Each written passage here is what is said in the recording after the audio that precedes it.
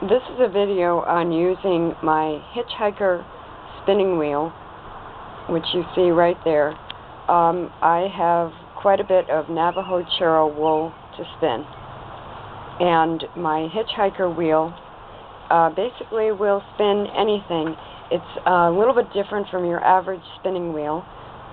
It's a direct drive wheel, and what that means is when this part of the wheel turns, it has friction against this little black rubber wheel, which turns the flyer and spins the yarn. The HitchHiker comes, I think it comes with the 3 different black wheels, and I forget what the maker calls them. But it comes with 3. I have bobbins. You can get a jumbo flyer for it. You can get quite a few accessories, including a tote bag to carry it. It's very portable. It has this handle. You can pick it up and take it anywhere.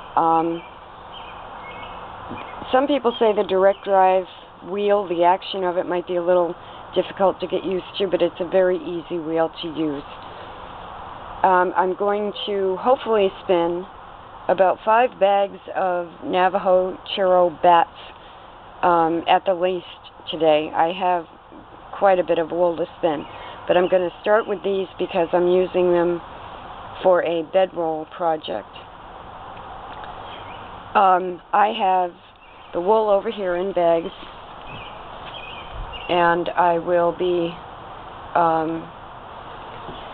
this is Navajo Churro lamb, but this lamb had a lot of fun before he had his wool sheared, and there's a lot of vegetable matter in it, as you can see. It's very soft, it's long, stable, it's beautiful, beautiful fiber, but it's pretty dirty. So this is going to be part of a, on my bedroll project, this is going to be the mat. I need a very sturdy wool for the mat part, that is the bottom part of the bedroll, and because this does have vegetable matter in it, I'm going to use this for that part of the bedroll. So before I start weaving that mat, I have to spin the wool. This is the view you have when you're sitting ready to spin. This is your tension adjustment, which I believe is Scotch tension. It's a little filament that goes right onto your bobbin. This is a leader that I use that is cotton. And what you do is you tie a leader to the bobbin, you go around one of the hooks, and then you thread it through the orifice.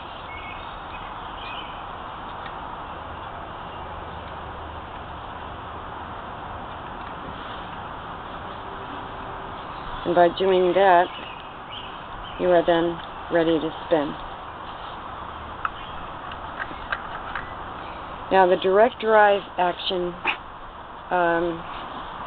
man who made these has a sense of humor, and the foot pedal is in the shape of a foot.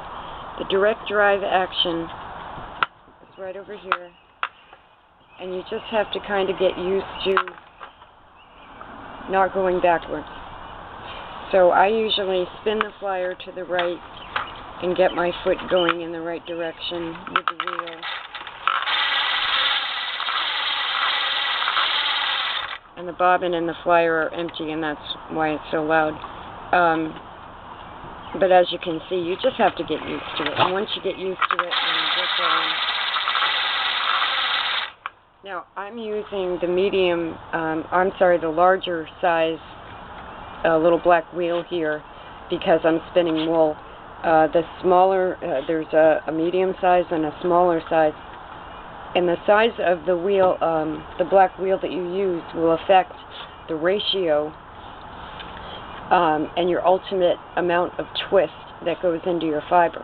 If I were spinning cotton, I would probably use the smallest wheel. I'm using the largest because I'm spinning long staple wool. Now this is going to be funny holding the camera and doing this, but there is my leader thread, and I have the bat on my lap, and I've taken just, my batteries quit on the camera in the middle of doing this, so there's a little blip in the video. What I've done is I've taken that leader thread and started to spin wool onto it, and you can see because I'm using one of the front hooks, the wool is ending up on the bobbin toward the front. And what you want to do as you spin, as with any spinning wheel, is remember to move your thread along the hooks as you go, so that you don't end up with all your yarn on one end of the bobbin. Here is the thread and the bat in my hand, and that's all you need to do. See, that's how it goes backwards, what you just saw, and all I did was put my foot on the pedal to start. So I usually go like this to get everything going in the right direction, and then start spinning.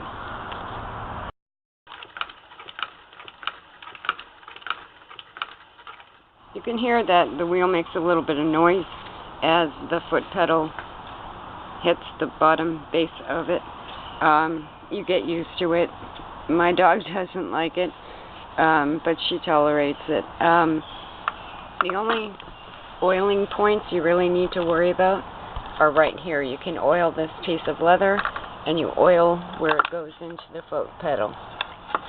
And by keeping those 2 points oiled, you cut down on the noise.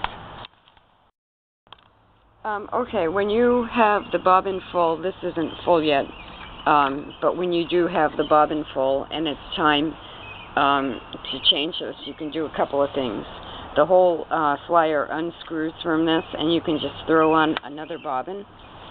I don't like to keep doing that, so what I do instead is, even though I have extra bobbins, I disengage this bobbin line, I forget the name, so that the bobbin is moving freely.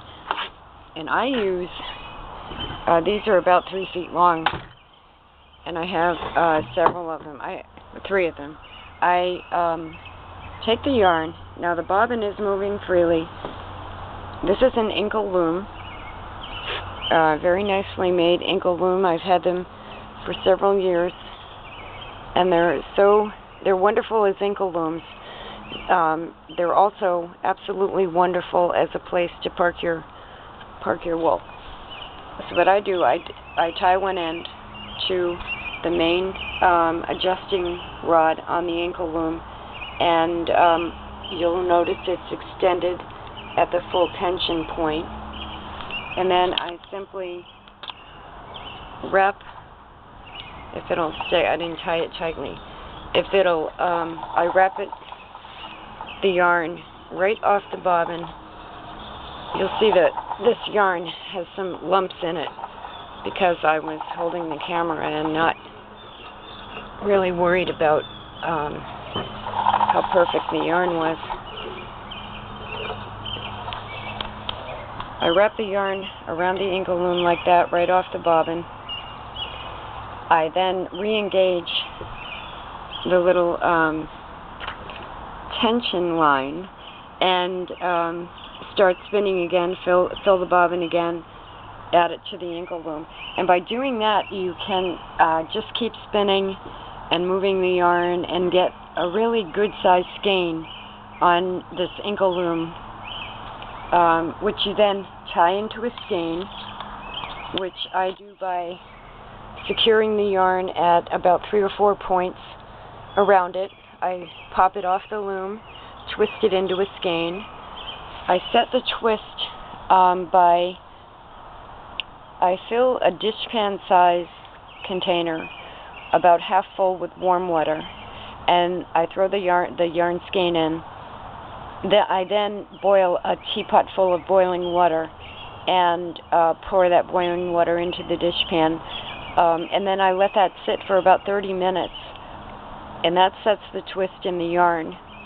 I then open up this skein and place the yarn to dry on the same inkle looms. This is 2 different looms. This loom has border Leicester lamb on it that has dried, and you can see I've got 3 or 4 skeins on there. I can then take this wool,